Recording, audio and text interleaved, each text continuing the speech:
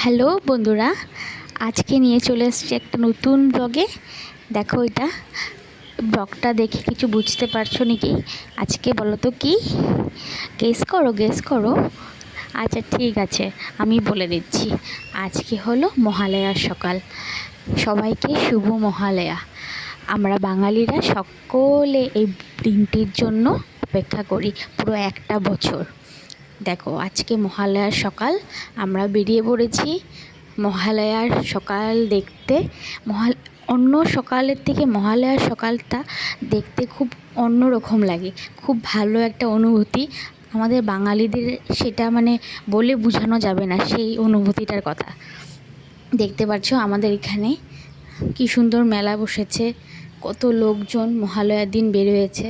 মহালয়ার সকালে শুধু এই সকালটা দেখার জন্য সবাই বেরিয়েছে। কি সুন্দর লাগছে, দেখো আমরাও বেরিয়ে পড়েছি।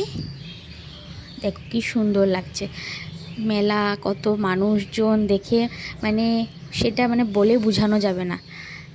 আজকের থেকে মহালয়া, দুর্গাপূজা, মহালয়া মানেই দুর্গাপূজার শুরু আমাদের বাঙালিদের জন্য। আমি তো বহুত এক্সাইটেড।